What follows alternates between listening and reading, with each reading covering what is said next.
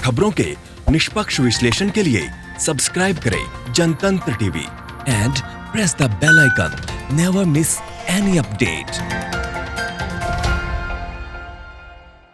राजस्थान के सियासी बवंडर से जुड़ी बड़ी खबर है। राज्यपाल से मिलने राजभवन पहुंचे हैं सीएम गहलोत।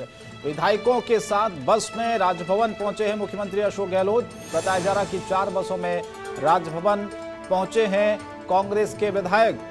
विधायकों ने गहलोत से कहा, गवर्नर नहीं माने तो हम धरना देंगे।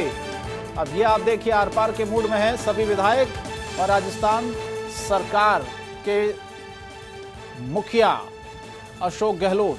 जी हां, अब लगातार ये बात कही जा रही है कि अगर राज्यपाल नहीं मानते हैं तो विधायक इस बात को कह रहे हैं कि लगातार वो धरना देंगे। फिलहाल मुख्यमंत्री अशोक गहलोत राज्यपाल से मुलाकात कर रहे हैं। फिलहाल राजभवन में विधायकों के साथ बस में वो राजभवन पहुंचे हुए। ये उसी वक्त की तस्वीर आप देखें, विक्ट्री साइन दिखाते हुए सभी विधायक यहां पर, जो लगातार दावा किया जा रहा है सरकार की तरफ से, विधायकों की तरफ से कि बहुमत उनके पास है। लेकिन ये तस्वीर जब राजभवन जा रहे थे सभी कांग्रेस के विधायक, और अब वो कह रहे हैं कि हम सरकार बना लेंगे। अब क्या लेने आ रहे हैं यहाँ पे? गांव में घुस नहीं पाएगी बीजेपी। राजस्थान की जनता ये तय कर ले, बीजेपी के लोग इस तरह से बीजेपी की ये हालत हो गई कि जनता के वोट को छीनकर बीजेपी अपना भला करना चाहती है। बीजेपी राष्ट्रपति शासन लगाना चाहती है केंद्र सरकार। ये तो कुछ भी करना चाहते हैं, लेकिन ये तय कर ले, इस देश में लोकतंत्र की हत्या करने का जो इन्होंने जिम्मा उठाया है, उससे राजस्थान की कांग्रेस की गहलोत सरकार डरती नहीं है। राजस्थान की जनता हमारे साथ है। लोकतंत्र का और संविधान का गला नहीं घोटने देते। तो लगातार जिस तरह से आरोप लग रहा है कि लोकतंत्र का गला घोटा जा रहा है, सीधे सीधे आरोप भारतीय जनता पार्टी पर है। अरविंद हमारे संवाददाता इस वक्त सीधे जुड़ रहे हैं फोन लाइन पर। अरविंद, विधायक राजभवन पहुंचे हैं, मुख्यमंत्री और राज्यपाल के बीच में बताया जा रहा है कि मुलाकात हो रही है।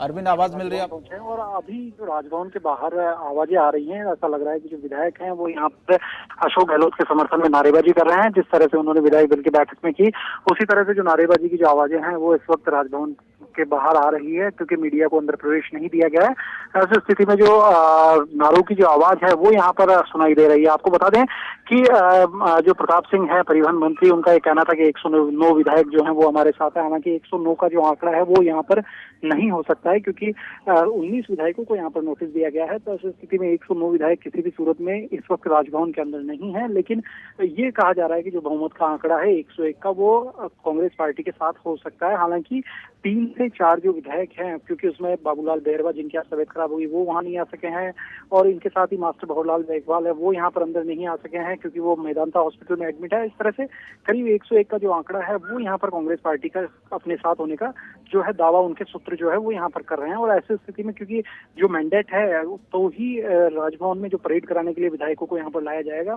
और ऐसी स्थिति में अब माना जा रहा है कि जो कांग्रेस है वो यहाँ पर प्रदर्शन भी कर सकती है। राजभवन के बाहर प्रदर्शन का भी एक हो सकता है, क्योंकि जिस तरह से विधानसभा सत्र बुलाने के लिए सरकार की ओर से फाइल लगाई गई थी, लेकिन उस फाइल पर कोई रिप्लाई जो है वो नहीं आया। ऐसी स्थिति में जो कांग्रेस पार्टी है, वो कांग्रेस पार्टी के जो विधायक है वो यहाँ पर जो है विरोध प्रदर्शन वो भी कर सकते हैं। लेकिन राजस्थान की राजनीति में ऐसा लग रहा है कि कुछ आज बड़ा हो सकता है, आज काफी अहम दिन हो सकता है, क्योंकि जिस तरह से सचिन पायलट खेमे की जो याचिका मंजूर हुई, तो उसके बाद कांग्रेस जो है एक्टिव मोड में यहाँ पर नजर आई। और कांग्रेस पार्टी जो है उन्होंने राजभवन पर हमला बोला। और उनका ये भी कहना था, मुख्यमंत्री अशोक गहलोत जब फेयरमाउंट होटल के बाहर जब उन्होंने मीडिया से बातचीत की, तो उन्होंने राज्यपाल पर भी ये कहा कि राज्यपाल जो है संवैधानिक पद है, संवैधानिक शपथ लेकर के वो यहाँ पहुंचते हैं। ऐसी स्थिति में उनको इस तरह का जो काम है वो नहीं करना चाहिए। और उन्होंने कहा कि यदि राज्यपाल हमारी बात नहीं मानते हैं तो ऐसी स्थिति में यदि राजस्थान की जनता राजभवन का घेराव करती है तो उसके लिए हम जिम्मेदार नहीं होंगे। ये कहीं ना कहीं एक बड़ा बयान था मुख्यमंत्री अशोक गहलोत का,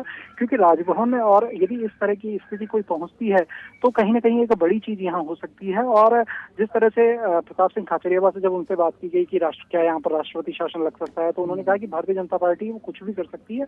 तो वहीं भारतीय जनता पार्टी के जो प्रदेशाध्यक्ष सतीश पूनिया, उन्होंने भी कांग्रेस पार्टी पर जमकर हमला बोला और उन्होंने कहा कि राज्यपाल के लिए इस संबंध में जो बयान मुख्यमंत्री की ओर से दिया गया है वो उनकी संवैधानिक जो मर्यादाएं हैं उसका उल्लंघन करता हुआ ये बयान है। तो ऐसी स्थिति में अब देखना होगा कि राजस्थान में किस तरह की जो राजनीति है वो यहाँ पर होती है, क्योंकि सचिन पायलट खेमा ये कह रहा है कि हमारे पास 19 जो विधायक हैं वो उनके साथ ही 8 से 10 जो जी कांग्रेस पार्टी का ये कहना है कि हमारे पास जो विधायक हैं इनके साथ जो अन्य जो विधायक हैं जो में वो विधायक भी हमारे साथ आ सकते हैं। तो अब देखने वाली बात होगी क्या कुछ राजस्थान की राजनीति में यहाँ पर बड़ा होता है। लेकिन ये जरूर है कि इस वक्त राजभवन के अंदर विधायक जो है वो हॉल में जो गार्डन है वहां पर बैठे हैं, जबकि मुख्यमंत्री अशोक गहलोत अंदर है। ऐसा ही नजारा मैं आपको बताऊं 1996 में देखने को मिला। 1996 जी बोलिए अरविंद, बात पूरी करें। जी बिल्कुल, देखिए ऐसा ही नजारा जो था राजस्थान के राजभवन में 1996 में देखने को मिला। 1996 में जब जनता पार्टी की यहाँ पर गवर्नमेंट हुआ करती थी, भैरों सिंह शेखावत उस दौरान मुख्यमंत्री थे। भैरों सिंह शेखावत उस समय अपने हार्ट का ऑपरेशन के लिए अमेरिका गए थे और उस दौरान उनके दामाद जो है नरपत सिंह राजवी, जो वर्तमान में भारतीय जनता पार्टी से विधायक है, वो भी यहाँ पर थे। तो ऐसे उसी दौरान जो भंवरलाल शर्मा जो इस पूरे प्रकरण में सूत्रधार माने जा रहे हैं, उनका ऑडियो टेप में नाम आया है। तो वो भंवरलाल शर्मा जो विधायक है, उन्होंने उस दौरान भी एक सरकार को गिराने की जो भूमिका है वो उस दौरान बनाई थी। हालांकि वो भूमिका भी पहले ही सामने आ गई थी। ऐसी स्थिति में भैरों सिंह शेखावत ऑपरेशन करवाए ही अमेरिका से जयपुर पहुंच गए थे और उसके बाद में उन्होंने इसी तरह से राजभवन के साथ विधायक उनको लेकर के बाद में इसी तरह से जो विधानसभा का सत्र है, विधानसभा। अरविंद एक चीज, अरविंद मेरा सवाल यही था कि विधानसभा सत्र बुलाने को लेकर मांग है मुख्यमंत्री अशोक गहलोत की, कांग्रेस के विधायकों की। राज्यपाल ने कोरोना का हवाला दिया, कहा कि अभी सत्र नहीं बुलाया जा सकता है। क्या जल्दबाजी है राजस्थान सरकार को अगर मना किया जा रहा है? दूसरा सवाल मेरा यह था कि अब क्या होने वाला है आगे? क्या जो मुलाकात हो रही है इसके बाद कुछ बड़ा डेवलपमेंट हो सकता है?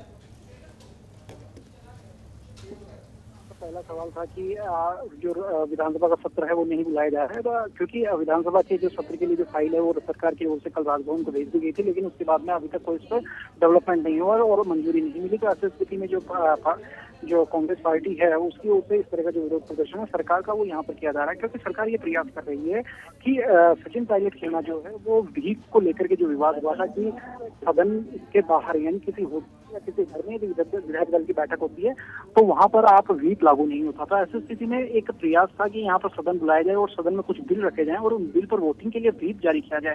यदि उस दौरान व्हीप जारी होता और 19 विधायक यदि वहां पर नहीं पहुंचते तो कहीं ना कहीं उन पर एक बड़ी कार्रवाई है वो यहाँ पर हो सकती थी। बड़ी कार्रवाई विधानसभा अध्यक्ष की ओर से अमल में लाई जा सकती थी, क्योंकि उस दौरान व्हीप का उल्लंघन और अनुशासनहीनता दोनों चीज मानी जाती है और ऐसी स्थिति में उनकी जो सदस्यता है उससे वे अयोग्य हो सकते थे, विधानसभा सदस्यता से अयोग्य हो सकते थे। तो ये एक बड़ा कारण था कि विधानसभा का सत्र बुलाने का एक बड़ा जो प्रयास था वो इसी कारण से वहां पर था। वहीं यदि दूसरी बात करें कि जो राज्यपाल है कलराज मिश्र, उनका ये कहना है कि जो कोरोना संक्रमण काल चल रहा है, कई जो विधायक है वो संक्रमण की चपेट में है, तो ऐसी स्थिति में जो विधानसभा सत्र है वो यहाँ पर नहीं बुलाया जा सकता है। तो वहीं ये पूरा जो मामला है इसके बाद में चिकित्सा मंत्री डॉक्टर रघु शर्मा ने एक बयान जारी किया और उन्होंने कहा कि मैं चिकित्सा मंत्री हूँ और यदि ऐसा मामला है तो मैं सभी विधायकों का जो कोरोना टेस्ट है वो हम करवा सकते हैं और उसके बाद में जो सदन है वो यहाँ पर चल सकता है। साथ ही तीसरी बात यह है कि सदन चलाने के लिए 21 दिन का एक प्रायर नोटिस देना पड़ता है और 21 दिन के यदि नोटिस नहीं होता है, कोई आपात सत्र या संक्षिप्त सत्र यहाँ पर बुलाया जाता है तो उसके लिए जो विशेष अनुमति है वो यहाँ पर राज्यपाल के लिए नहीं होती है और राज्यपाल वो अनुमति दे या नहीं दे ये राज्यपाल के विवेकाधिकार, जो विशेषाधिकार और विवेकाधिकार, इस पर ये निर्भर करता है।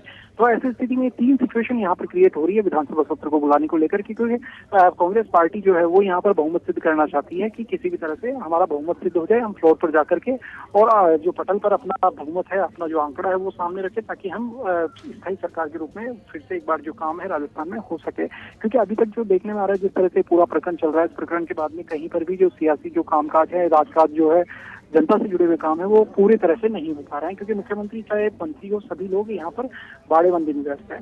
साथ ही यदि दूसरी ओर जिस तरह से आपने कहा कि ये जो पूरा प्रकरण है, इस पूरा प्रकरण में जो राज्यपाल की भूमिका है वो काफी अहम हो जाती है। और यदि ऐसी स्थिति में राज्यपाल अपनी ओर से कोई अनुशंसा भेजते हैं और यदि अनुशंसा ऐसी होती है कि यहाँ पर किसी तरह की जो लॉ एंड ऑर्डर की स्थिति जो है वो बिगड़ सकती है, तो राज्यपाल की अनुशंसा पर जो केंद्रीय कैबिनेट है उसकी एक बैठक हो सकती है। उस बैठक में जो राष्ट्रपति शासन है वो लगाया जा सकता है और कई राज्यों में ऐसी चीज देखने में भी आई है।